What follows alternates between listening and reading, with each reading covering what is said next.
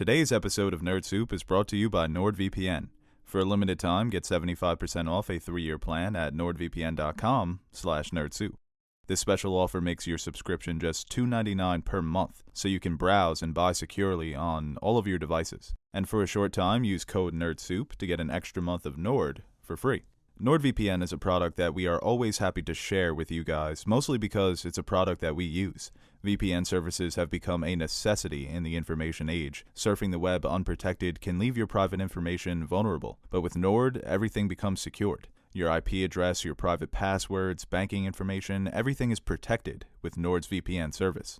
A good example would be peer-to-peer file sharing. Unprotected P2P sharing and downloading exposes your IP address to others, unless you're using Nord. Their Onion over VPN technology encrypts all traffic before running it through a Tor network, and then it's on to its destination. You can use NordVPN on up to 6 devices simultaneously: laptop, desktop, phone, iPad. Everything can be secured with NordVPN. And remember, for a limited time, you can get 75% off a 3-year plan at nordvpn.com/nerdsoup. And use code NERDSOUP when signing up and get an extra month free.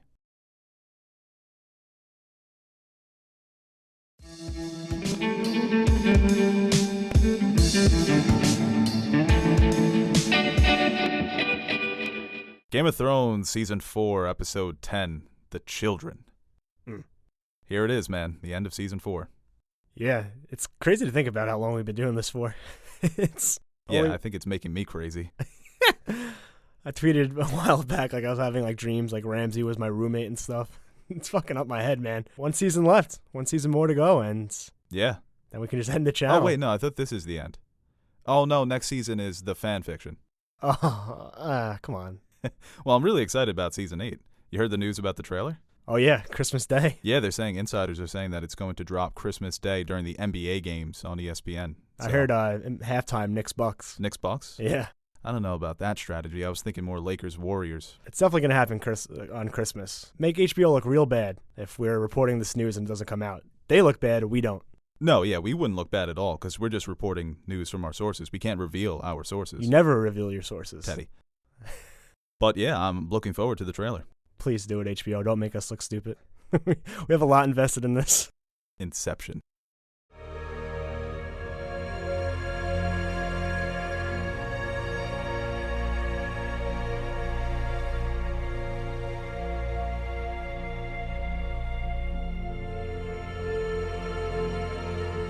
Yes, so Season 4 is coming to an end, and I always saw Season 3 and Season 4 as just one big season, because it is the book, Storm of Swords, which to me is one of my top 5 favorite books of all time. It might be my favorite book, but I feel it's a cheap answer. When people ask me what's my favorite book, I feel like I have to say one of the classics, like Moby Dick. But it's probably Storm of Swords. The Catcher in the Rye. Yeah. Fucking hate the book, but everyone tells me it's good, so. Holden Caulfield, man. Don't want to look stupid. This is George's masterpiece, and the way that D&D adapted it on screen is near flawless. I mean, you can go back and forth 3 or 4, which one's better. They're both great.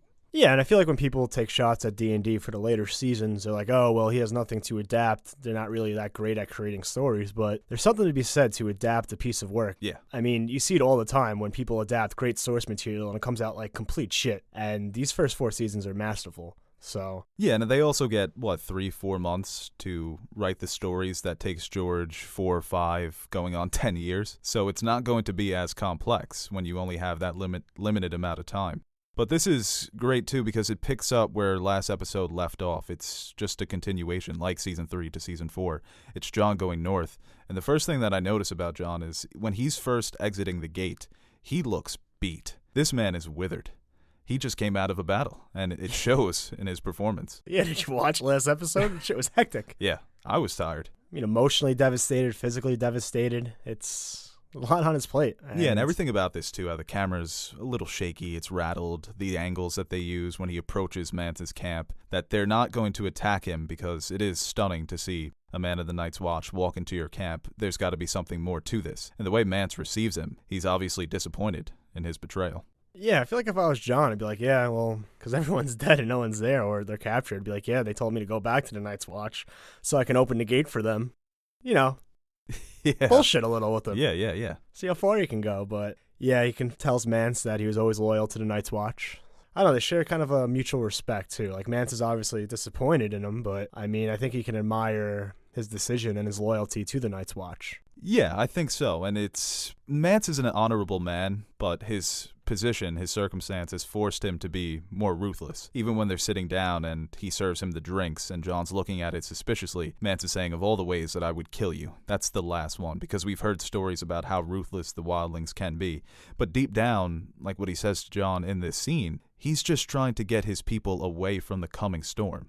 Well, it's cool. They kind of play with the whole Red Wedding situation where Frey protected them on the guest right. So I don't think Mance would kill Jon in that scenario. And he kind of asked Jon, are you willing to violate that guest right after I offered you hospitality and kill me in my own tent? Yeah, and Jon says it in season 6. This is a man that he admires. I don't think Jon had it in him to kill Mance in this scene. The discussion that they're having about their circumstance, it's so complex. It's not as easy as just sitting. To us, it sounds very simple. We both know what's out there. Let's get these people south of the wall so they don't get added to the army of the dead. But when you have the Night's Watch and the wildlings who have been fighting for thousands of years, it's just not that simple because people are emotional and idiotic. Yeah, and that's what he said. said. They're not as sensible as Mance and Jon. No. If they were running the show, I mean, they can work something out, but there's just so many different things at play here on both sides. And it is funny, too, that Jon, where he's just so loyal to the Night's Watch in this position because he understands the threat, too. Well, he asked him just to turn around and go, and Mance is like, we can't do that. And it's almost stupid of him to say that. Yeah. But what are you going to do? Really a no-win situation right now. So you don't think Mance would have killed Jon? You might have taken him prisoner. Yeah. I don't think he would have killed him in that scenario. He knows he's probably going to win. Well, yeah, he was saying, like, you have no arrows, you used all your resources fending us off for one night. I just sent 400 people 5 miles down that way to climb the wall. We're going to go this way. Yeah. Jon's like, I told Oral we had 1,000 men. He's like, okay, Jon. And where's Oral now? Are you capable of that, Jon Snow?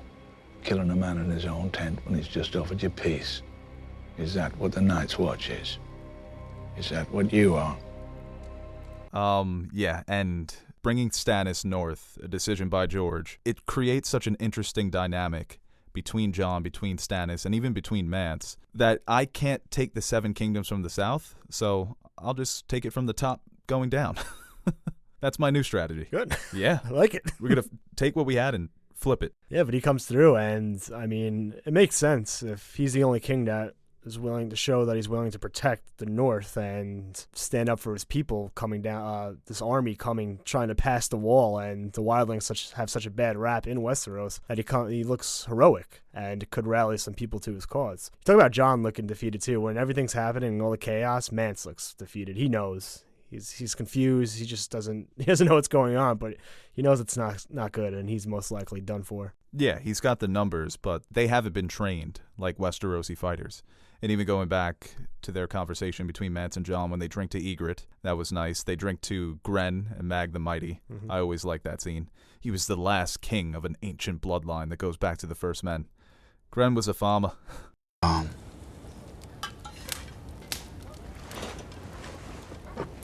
Mag and Gren. Gren and Mag. Yeah, when Stannis rolls up, and the relationship between Jon and Stannis is so great in the book, Dance with Dragons, and it's good in Season 5 as well. The first thing that Jon says to Stannis is, my father died for your cause, and Stannis right away, just talk about the reputation of Ned Stark, that even after his death... I'm Ned Stark's son. Your father was an honorable man. He was, your grace. What do you think he'd have done with him? I can see this can be somebody I can use as an ally in Jon Snow. And even when Stannis is basically just decimated his army, Mance still refuses to kneel. Tyrion Hines is so good. Yeah, it shows his pride. And Davos always has Stannis' back. Yeah, he goes after Jon, too. You better keep that same energy when Jon's king. Right. Well, the first time they meet, too, and who would have known that Davos would be advising Jon? Yeah, it's fun when you go back and watch all these. You're like, they're going to be, they don't know each other. They don't know it now, but... Yeah, he's going to help him come back to life one day. They're going to become real friends. Your grace, if my father had seen the things that I've seen, he'd also tell you to burn the dead before nightfall. All of them.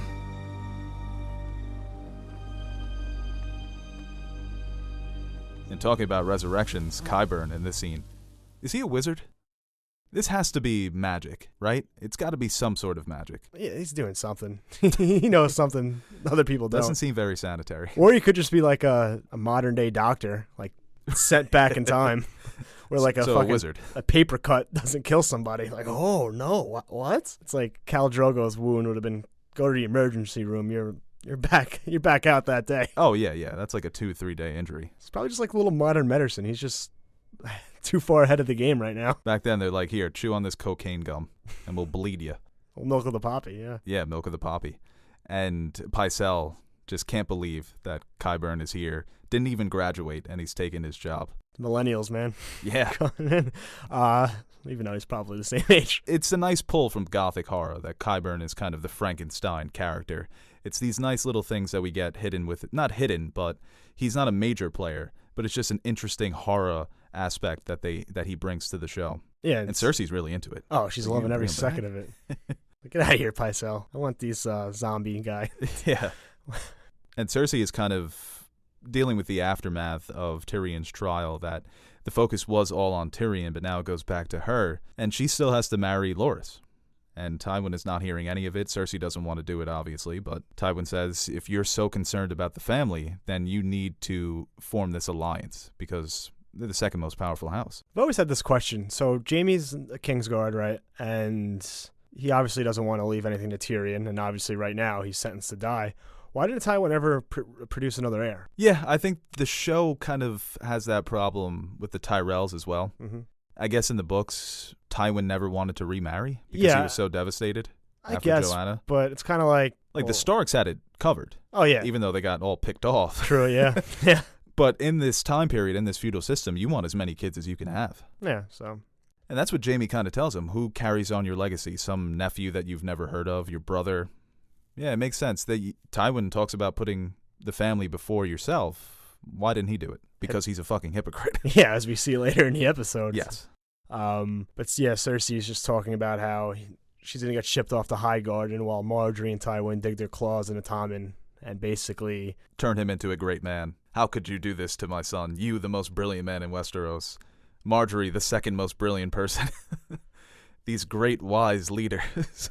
I guess on paper it looks good, but, I mean, they're each going to have their own philosophies and their own things to gain by manipulating Tommen. So you're going to have two conflicting ideals going, pulling them in two opposite directions. It's probably not the best thing either. I think Marjorie and Tywin would have been close to the same page rather than Cersei and a Tywin. I think he's in a much better position being She wants power, and so does Tywin. Right, but Tywin's much more practical, and I think Marjorie's practical too. Cersei it's more emotion. I like to say that I don't think Cersei loves her kids as much as you think she does, but in this moment it does feel sincere. The line about burning her house to the ground. Tywin's way ahead of you. Tywin's been destroying House Lannister since season 3. Well, she threatens to tell the truth if she doesn't get her way. He just can't believe it, man. No, he can't. He just lies to himself. And this scene and the next scene, too, Cersei is just fantastic. That's why I love her. She is good. And Lena Headey is tremendous as well. Burn our house to the ground. Hell yeah. Yes, queen. Yes, queen. Yeah. And she tells Jaime, hey, I told Pops about us. It's the worst kept secret in Westeros. Everybody kind of knows except him. So let's bang. And it's never not weird. It's like, I try to think, is this a nice moment? Like, no, it's not. I think it's two siblings banging. Yeah, but if you take that out of it. Oh, it's very sweet. Very sweet scene. Yeah. Jaime forgets about Tyrion real quick. Yeah, he's like, what about our brother?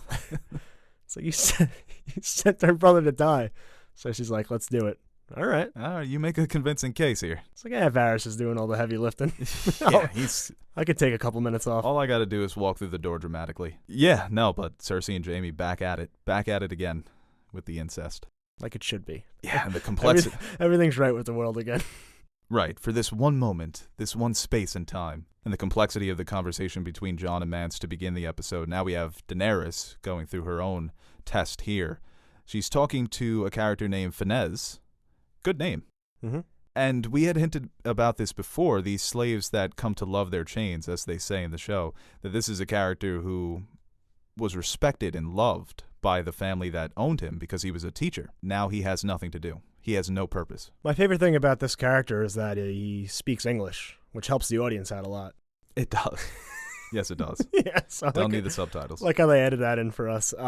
Just hire him, give him a job. Right, yeah, I guess come It's like teach people, Grey Worm. like rich people have maids and servants and butlers right today. Give them a living wage. And they could be a living servant that making money. I mean, I Well, don't it know. speaks to how they just kind of didn't think this through. I think when the old world gets shattered like that, some things that seem so simple to us can be hard to figure out. And like Barristan tells Daenerys, it sets a dangerous precedent that the Masters are going to take advantage of this. Oh, come here on this lifetime contract where you don't get paid. It's like, Well, no, give him a 1-year deal. Yeah, It's a show me year. it's a two-way deal. Contract year, so if he does really good, it becomes a free agent, you got a big deal. But it's kind of risky in these 1-year deals because if you don't perform, then no team's going to want you. So You think Finesse gets a veto? I think he should have done a 1-1 Yeah. with the player option for the second year. But His type, I feel like he's going to want to form a super team. A couple of the other slaves. He's going to be like, Grey Worm, what are you doing here? You're not winning with Daenerys.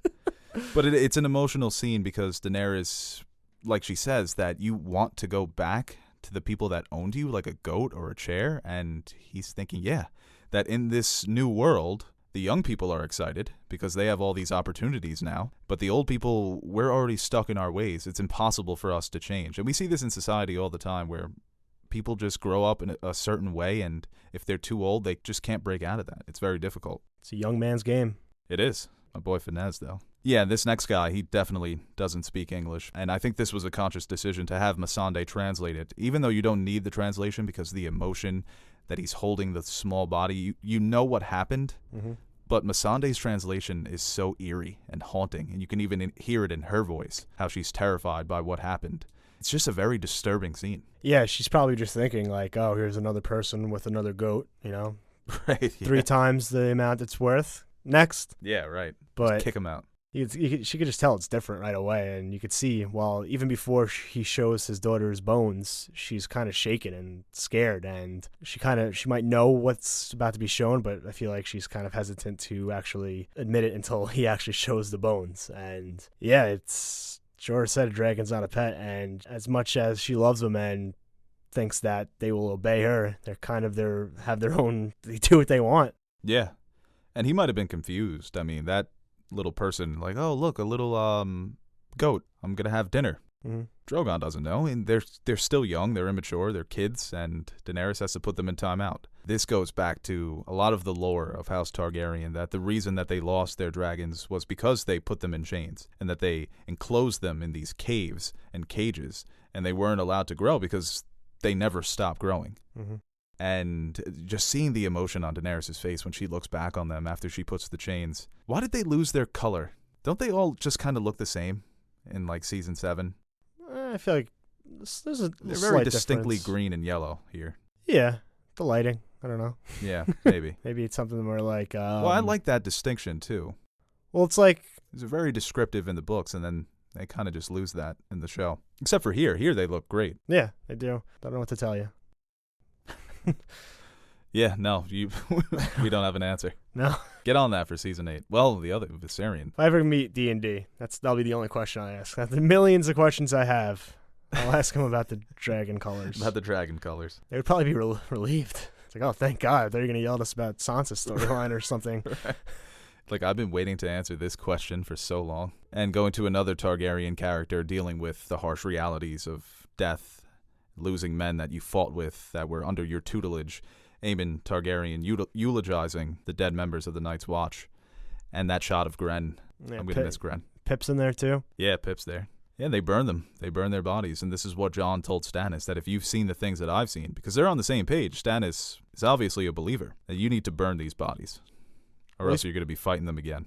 Yeah, he definitely has some idea, especially maybe seeing it in the flames or Melisandre telling him. I feel like Stannis is more inclined to believe these stories than a random lord in Westeros. Yeah. Yeah, and it's because of Melisandre, where that's some of the good that she can do, where, yeah, she's on the right page, but sometimes the roads that she takes to get there are not the best. But it's the first time that Jon sees Melisandre coming out of the flames. It's a great introduction. Turns out to be a very important relationship. Then he goes to visit Tormund, who's in his cell, chilling. He said Aemon came and helped him with his wounds. Jon said, hey, he's a maester. That's what he does. He helps friend or foe. Yeah. I don't know. I kind of like this moment between them. It's Well, they have a couple of good scenes in the cells. You could tell Jon respects Tormund, and Tormund Jon as well, even though they're on different sides. And I feel like, after the betrayal, he's obviously heated, but I feel like when he's able to sit down, sit in the cell for a little bit and reflect on some things, his anger probably subsided, and he can actually just talk to Jon. It's a very kind of genuine moment between them. Yeah, and they're both being kind of exposed to the truth. Just because you're part of the Night's Watch doesn't mean that you're going to do evil things to your prisoners. It's the stories that we hear about the wildlings, how they treat them, stories that you hear about the Night's Watch. Tormund saying, what are you going to do, torture me, throw me from the top of the wall? Jon's like, probably not. Do you have anything you want to say about your dead? That's a great line too, Tormund, that the dead can't hear us, boy. Say farewell. The dead can't hear us, boy. When Jon asks him, like a child, did Ygritte tell you that she loved me? Come on, Jon. She's like me? Yeah. Yeah, he said she didn't have to. All she had to do was talk about how much she wanted to kill him. Yeah. That's how he knew. True to character. And, Tormund and Ygritte obviously had a nice relationship together, very friendly one, and he tells Jon that she belongs to the North. That leads Jon to take her body beyond the wall to burn her. The scene, no dialogue, takes her body. We get one last shot of Ygritte. Jon can't hold back his emotion. It's rare we see Jon react like this, and it's tough, man. It's like seeing Captain America cry in the Endgame trailer. It's like, damn, things are bad. This is not going well. But it's going well for a couple of minutes here for Bran and his crew. Yeah. I never liked this scene. I don't know why. I don't think I just like the look of the whites. I kind of okay. I don't know. Well, I like what happens before it when they first find the Three-Eyed Raven's cave. Yeah. That's fantasy, man. That's your high fantasy in Game of Thrones, and we get so little of it. Mm-hmm. Obviously, we're getting more of it now. But the shot, the lighting, the tree, it looks so... Oh, no, it looks awesome. Yeah, that's fantastical right there, where you're wondering what is going to be the next adventure for Bran and this crew. But then right away, the whites come out of nowhere. They're they look good enough. Skeletons. I like some meat on my whites, Well, I think they've been dead for a long time.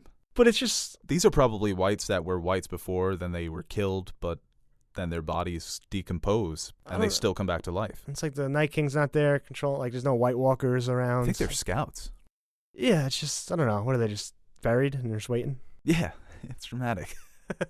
I just don't like the skeleton look. It's kind of, it's a little... Well, I don't like the Children of the Forest look either.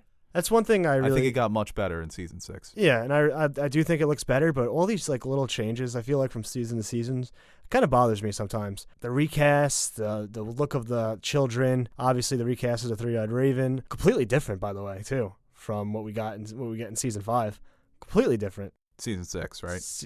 For the... Oh, yeah. No beard, with the long hair and the beard.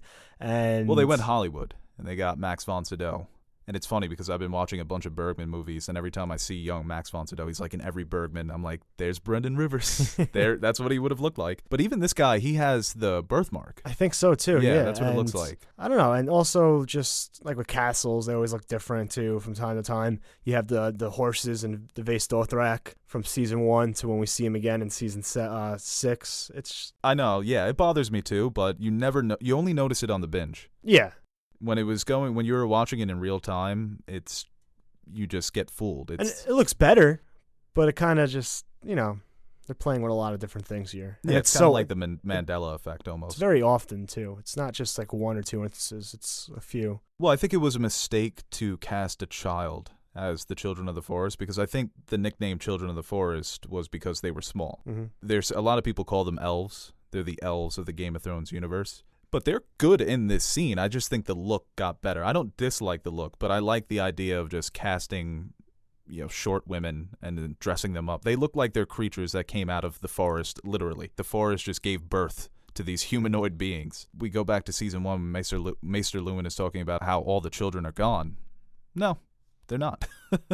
Dummy. Prime example, yeah. But Jojen, R.I.P.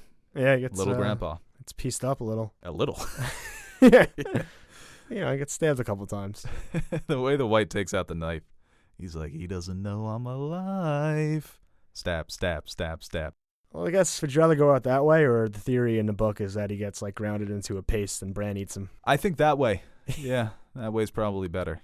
I don't know if you want to be digested by one of your friends. Well, it's so funny because it's implied Jojen knows how he's going to die. So the whole time in the books, he's like, you're going to eat me. You're going to eat me one day, Bran Stark. Whenever Bran's like, oh, I'm hungry. It's like, I don't know how hungry you are, but...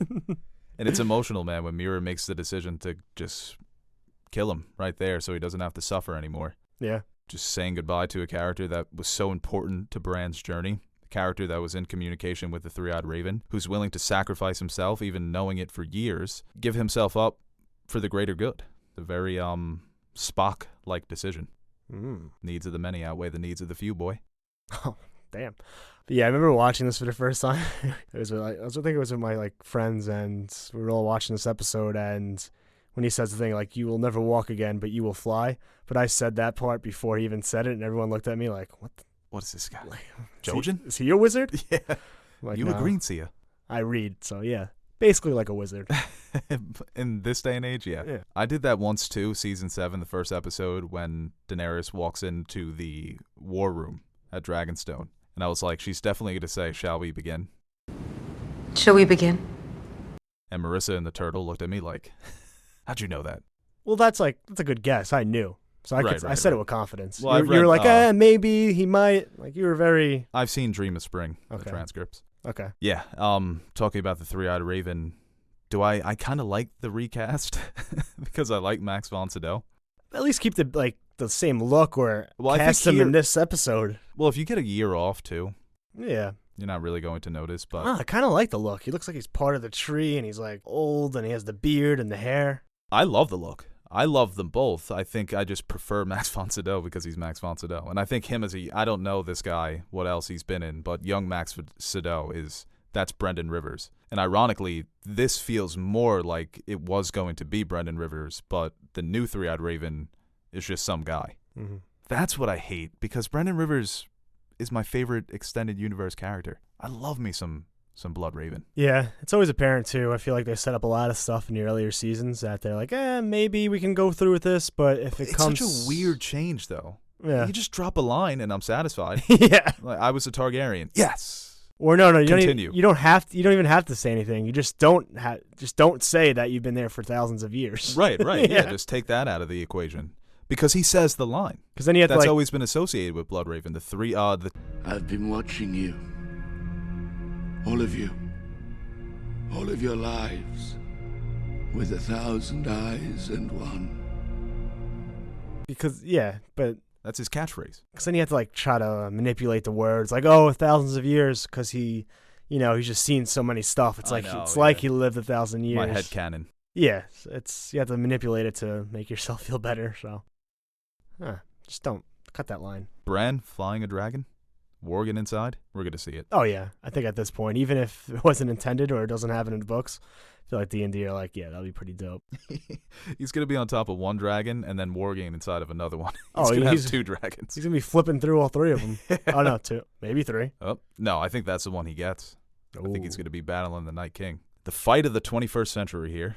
The Hound and Brienne. Leading up to the fight, it's a great moment between Brienne and Arya because it's their first meeting, and these characters are so similar, where they're women in a man's world, but they're playing their game. They're playing by their rules, and in a lot of cases, they're doing it better than the men. Spider-Man meme? Yeah, really. Pointing, yeah. Little Spider-Man. Spider-Ham. Yeah. But yeah, she expresses interest in Brienne right away because it is a woman with armor, with the sword, with the squire. And it's interesting there because that's something I feel like that's how Arya views herself in the future. Like, that's what she always wanted to be. And they're talking about how both their fathers never wanted them to fight, but then Brienne's father eventually embraced it and let her become who she is today. And I feel like for Arya, that's something that she's always wanted. But I kept fighting the boys anyway. Kept losing. Finally, my father said, if you're going to do it, you might as well do it right. And the Hound comes into the picture, and Brienne's having a good time. She's like, I just made a friend. 7 blessings to you. And the Hound's like, what the fuck do you want? But they figure her out right away that she's got the Lannister gold on the sword. And I can understand why Arya doesn't want to trust her in this moment. It's, if you look at it from Arya's perspective, like, Brienne's just trying to kidnap her. Yeah, really. Hey, come with me. I've got cool stuff. I got toys. I got ice cream. You like ice cream? What the hell is going on Play here? with Pod. He's fun. It's another kid I kidnapped. I mean, works for me. It's like, lady, you're freaking me out. No, yeah, she does get freaked out very quickly. Yeah. And she's pressing her, too, about the vows that Brienne made to her mother. Why didn't you protect my mother? Arya's not in a position where she's just going to trust strangers. She has no idea who this person is. Mm-hmm. But Podrick is the one who figures out the Hound right away. And the back and forth between Brienne and the Hound here, this is where the Hound proves that he did really care about Arya. And that deep down, we all know this, he's a softie. Well, yeah, it's just that perception of him, the Hound, Joffrey's dog. And when she first sees him, she doesn't think twice. But then when she finds out, oh, it's the Hound, right away. Arya can't be safe with the Hound. He doesn't care for her. He's probably doing God knows what, or trying to sell her off, or put her in danger. There's no way in her mind that he could actually be helping her. Yeah, and she has that naive line where she says, I'll take you to safety in the Hound. My favorite performance of Rory McCann out of all the seasons, when he just goes off on her. And safety? Where the fuck's that? Do you understand what the fuck we've been through these past 2 seasons? There is no fucking safety. If you don't get that by now, then you shouldn't be watching over her. I'll just play the clip. He does it better. Yeah. I thought you did good. I'll take you to safety. Safety? Where the fuck's that? Her Auntie Neary's dead. Her mother's dead. Her father's dead. Her brother's dead. Winterfell is a pile of rubble. There is no safety, you dumb bitch. You don't know that by now. You're the wrong one to watch over her. And that's what you're doing? Watching over her? Aye, that's what I'm doing. Well, I love this. This is one that I go back to all the time when he's just naming everybody that's dead. And Arya, the look in her eyes, thinking, yeah, he's got a point. Got you there, Brienne. Guess the only way to settle this is for us to try and kill each other. Yep. The old Game of Thrones way. It's a good fight, too. I kind of like when he gets, a little gritty, too. When he grabs the sword, she looks to have him beat, and he just fucking grabs Valyrian steel. You're not grabbing just a regular household sword. Ooh, hell no. That's down to the bone, at least. That is a paper cut and a half. Yeah, so, and then they kind of just It is nice how it brawl starts out. as an honorable fight, how they've both been trained to fight with swords. But then it gets dirty. And we've seen that a lot in these past couple of episodes where the first person to make the fight dirty, and then the other person is just like, all right, let's do it. Oh, so we're kicking nuts now, huh? Right, yeah. That one kick that he gets on her, she's just like, ah!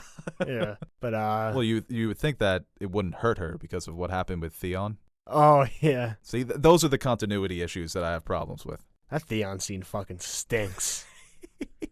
That might be the worst scene in the show. It's so bad. Yeah. It's worse than any Sand Snake scene. I'll go that far. Yeah. It's probably the worst moment in the show. It really is. That's the question I'm going to ask him. I'm going to ask them about the dragon colors and why Theon's lack of balls doesn't affect him. Kick me anywhere, it's going to hurt. I'm not going to look up and smile at you in a weird, ow, that hurt, Whatever. It's really weird. No, but yeah, this is down in the dirt, no holds bar. Shit him with the Tyson. Oh, yeah, she freaking rips off his ear. Come on, man. My face is already messed up enough. Yeah. Leave the ears out of this. And she starts spazzing and just keep fucking punching him. And that shot when he's falling off the cliff, that's pretty... I thought he was dead first time I saw this. I was like, oh, he just snapped his neck. Because I hadn't read the books, and this is something that's not in the book. But it's a change that I like. Yeah. And I know a lot of people get mad that Brienne beat the Hound, but he was injured, and she's been shown to be pretty strong. So I don't think it's that ridiculous. And you can look at it the other way, too. Every time Brienne beats Jaime or beats the Hound, there's always a caveat. Well, Jaime was a prisoner, and he was... Yeah, right. Oh, the Hound got bit in the neck. It's like, let Brienne just win. She's already shown to be a capable fighter, so... If you're playing, you're healthy. Yeah, so go one way or the other, but hey, I like the scene. And the final goodbye between Arya and the Hound. We've talked about this so many times. Her decision not to kill the Hound. Was it so that he could suffer, or was it so she could hold on to the fact that maybe he made it, and maybe he does survive? I don't want to be the one who kills him. Maybe she's just tired of killing. I think leading up to this, they kind of shown to have a budding relationship, and the way, just their chemistry together, it's the way they would be friends with each other. We're not actually outwardly coming out and saying it, but just in the little things they do for each other. Yeah, this is probably the best point of their relationship. She probably would have shown mercy if he just please just put me out of my misery and stuff like that. But he started bringing up some past stuff that Arya's like, oh yeah, that's right. That's why you're on my list, you son of a bitch. Yeah, that one thing that he says about Sansa That's dark. Yeah. Dark and disturbing. Oh, fuck you then. Right, yeah. I think Arya almost pities him in that moment, twofold, that he's dying, and also that Westeros, life in Westeros has fucked him up so bad that he would even have a thought like that. It's just a weird relationship overall. It's obviously one that fans took to because they're both such cool characters. And you have these two strong personalities kind of battling throughout their journey, chipping away at the exteriors that they've both built. And that's why the relationship is so fun to watch, because it's not the classic opposites, it's two of the same type of characters, just with different perspectives on how the world should work. And as they spend more time together, their perspectives begin to become one and the same. And it's the first time that we've seen Tyrion since the Oberyn duel with the Mountain. And this scene opens up with one of the funniest lines of the season, when he's, "Get it over with, you son of a whore. Is that any way to talk about our mother?" Jamie! Suddenly runs into his arms. Jamie always having his back, man. Yeah.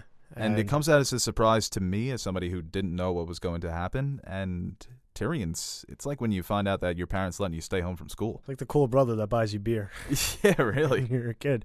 Yeah, they have their goodbyes. It's a nice moment, and they leave on good terms, which is a change from the books, which I kind of like and dislike. I think there's parts you can take from both of them that kind of, I feel like from each scenario, there's things that you can take away from it that you can enjoy, but also think about the other option and think, maybe I would have preferred that. Because I think it does more, because Jamie obviously has more disdain to Tyrion in the show after he kills Tywin, but it does more to Tyrion's character, because it kind of rocks his whole world. The only person he can ever trust, the only person that's ever loved him for who he is and who he loved back, and Jamie betrayed him like that. Yeah, I guess we'll go into what happens in the book, and I think it would have been confusing for casual fans in Season 1 when Tyrion tells the story about how he married a girl named Tysha after he had saved her from a bunch of rapers and kidnappers who were trying to assault her. And he marries her, and then when Tywin finds out, he annuls the marriage and has Tysha sleep with every one of the Lannister soldiers. And he makes Tyrion watch, and he has all of them pay her money. Saying, "You married a whore, this is not something that highborn lords should do." In the moment in the books where Jamie frees Tyrion, Jamie says, "That was not a setup, that was a real marriage. That girl actually loved you."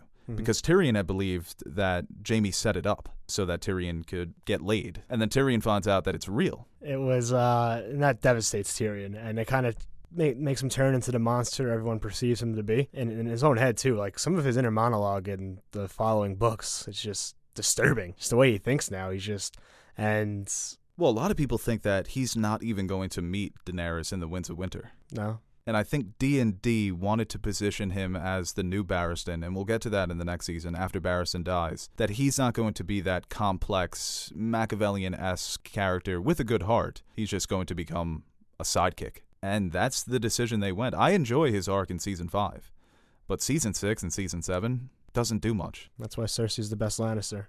All the way through, consistency. But going back to the Tysha thing with Jamie and Tyrion, I think there was a scene a few episodes back before the trial where Jamie and Tyrion are talking in the cell. They allude to it, right? Yeah, when he says that he fell in love with a whore. They could have set up a whole Tysha storyline where they have this moment. I don't know, I feel like they never really wanted to position Tyrion or have him be viewed in that vein, the way he is in the books. So. I think it's more of a Tyrion thing than it is a Jamie thing. Oh, no, 100%, yeah. That they didn't want to turn Tyrion into this character who's obsessed with revenge, because Tyrion has been built up to essentially be the main character. And he's a fan favorite. We all love him. We all root for him. And there is darkness in this scene. So I guess it depends on what you wanted to see. Do you prefer Tyrion to become more of a side character, or was there enough time to really develop that? Well, and also it feeds into what Tyrion does to Tywin. He's fresh off hearing that information, and he's just enraged. Well, that's why he kills him in the book, right? Yeah, it's a mix, and he finds Shay and all that, so it's like everything just coming together. Here, it's just Shay, and obviously his dad sentenced him to death. Very good reasons to be angry, but... He was going to kill Tywin. He's not going to look for Shay, right? He wouldn't know Shay was in the Hand of the King's quarters. In the book or the show? In the show. Yeah, he's trying to confront him. I don't know. I feel like he kind of just... Damn, what the hell? Let's see what's going on up here. Bye, Dad. Find some closure or just... Right. I don't know what he's doing there, but... And that just makes it worse, finding Shay. Well, in the book, I mean, hearing that news, that gives him more of a red hot and he's going up there. Here, it's kind of like, all right. It's the Shay thing that leads into him killing Tywin. Or it's just the fact that he sentenced him to die is what's causing him to go up and visit him, but... Well, that's probably the darkest moment for Tyrion in the show, is him killing Shay. You find your ex posted up in your pop's bed, rocking the chain you gave her. That's hottest chick in the game wearing my chain. Damn, Dad. Yeah. And the line that she says, "My lion," using the pet name. That was my pet name. That's what I call a chain reaction. Oh, girl. There is a Jay-Z lyric for everything, huh? Oh, yeah, 100%. I mean, you just see the life leaving Shay in this scene. The way that he's pulling on that chain and the tussle that they have, the struggle. She goes right for the knife, and it's a sad ending, man, for them, because they're so clearly in love in the show. Not in the book. In the book, Tyrion's an idiot. In the show, there was something there. So you could see why this would be heartbreaking. And it's to come to the conclusion to kill this woman. I mean, yeah, she betrayed you. She fucked your dad, but you don't murder somebody for that. She was trying to murder him. She grabbed the knife. She started it. Yeah, it is pretty it's dark, but he's been through a lot, man. Yeah, and it is kind of sad, but you could tell she's already calling Tywin her lion. That's what she used to call Tyrion. It's just so much going on, and just the massive hypocrite that Tywin is. We talked about this all the time, and in the books, Jaime's aunt, they're talking, I think outside of River Run, where she says that she told Tywin once that Tyrion is the most like him, and she didn't talk to him for like a while after that. And it's true. I mean, they really do like some of the same things. Apparently, whores, you know? He's got a propensity for whores. Yeah. He hates when Tyrion does what he loves to do. Yeah, it's seeing that. It's and do as I say, not as I do. Stay away from my vices. And he really just signed his own death warrant with the way that he's treated Tyrion throughout his whole life. And it is true. Tyrion is Tywin's true successor. If the minds were switched, if Jaime was more like Tyrion, if Tyrion had Jaime's height, he had his ability to fight, his good looks, he'd be the golden child. He'd be the next ruler of the world. But it is Tywin referring to Shay as a whore, which is kind of a reference to the books, because that's why he kills Tywin in the books when he says, "Where did Tysha go? Where did you take her?" And Tywin says, "Wherever the whores go." And that's what Tyrion, it's when he pulls the crossbow. Every fucking chapter of every book, every sentence. Yeah, he does. And Tywin, even in this scene, we talked about his disbelief about Jaime and Cersei. Even here, when he says, "You shot me." Well, Tyrion, like, even before that, Tywin's treating it like a normal, like, Tuesday. He's like, "All right, let's go in my chambers. We'll talk this out." It's like, "Oh, you think I was going to kill you?" It's like, no. He's really not good at talking down the situation here. He's just going back to that one line that he used in season 1. He's like, he liked that. "You're my son." Yeah. It's because you're my son. Why not my uncle? Why not anyone? Why me? You're my son. I'd never let them execute you. Is that what you fear? I'll never let Ilyn Payne take your head. You're a Lannister. You're my son. Well, he doesn't think Tyrion has it in him right now, so he's kind of thinking he can just talk his way out of it. Doubting him to the last day. You're no son of mine. I am your son. I have always been your son.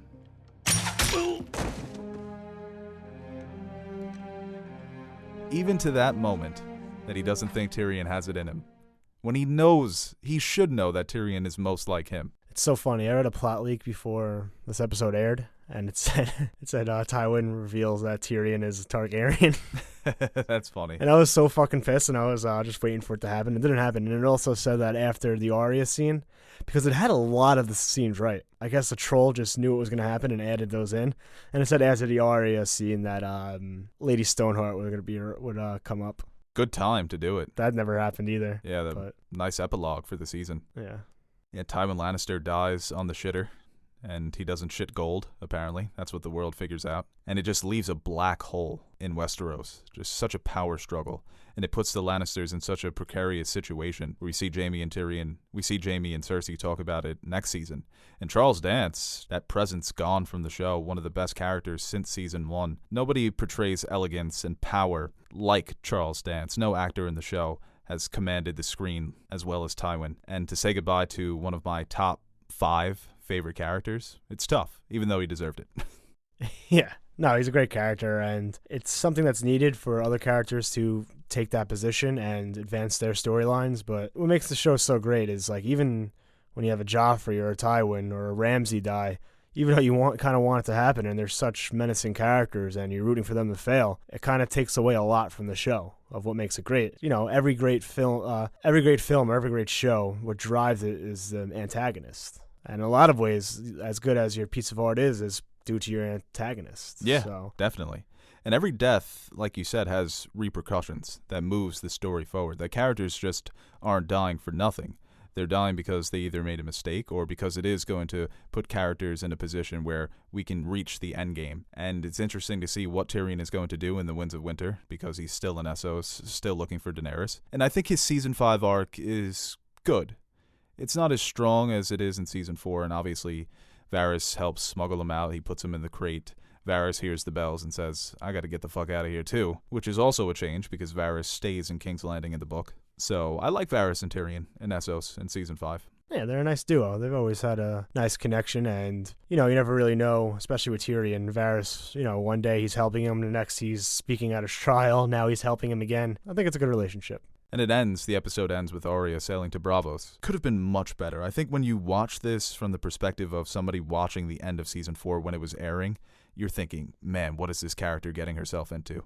Because she has the choice to stay with Brienne, but I think she feels there's nothing left for her in Westeros. And she has this opportunity. She has the coin. She gives it to the man from Braavos. The first time I watched this, I was like, what did she say? What did he tell her to say? Vámonos, muchachos. You got a cabin, kid. Yeah, and just that last shot too. It's a good finale to the season, and especially like you just said, what's to come? Where is she going?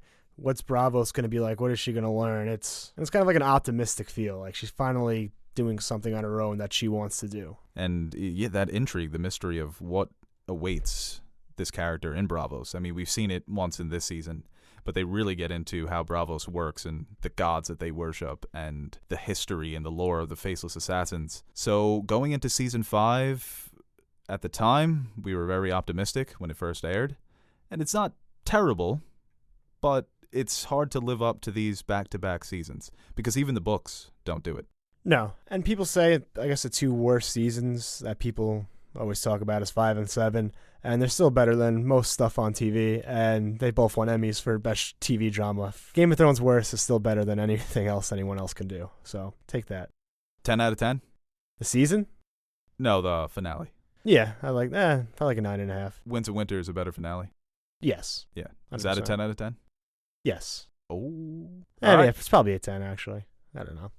All right, so that ends it, our revisited series. Yeah, one more season. Who's the MVP of Season 4? Oh, Tyrion. To me, this is the best performance by Dinklage. Yeah. Just this cemented him as the best actor on the show. Say Tyrion or Jon. It's close. Yeah, it is Jon, especially at the back end of the season. Yeah, I think I'll go Jon. Okay. Well, Jon's MVP of Season 5. Well, Tyrion already got one. He got, Cersei. And 6. Okay, well, hold your horses there. We might have to redo Season 6 and 7. Flesh that out. Hey guys, thank you for watching this video, and before we go, I want to quickly thank our Patreon supporters. Without your support, we wouldn't be able to grow and evolve as a channel, so thank you for your generous pledges. If you are interested in supporting our channel through Patreon, visit www.patreon.com/nerdsoup, and you can see the different rewards we offer to our Patreon supporters. T-shirts, mugs, stickers, access to our behind-the-scenes video, and more. Thanks again for watching this video, and make sure you like, share, and subscribe to our channel. Or dislike, don't share, and unsubscribe. It's a binary world, folks.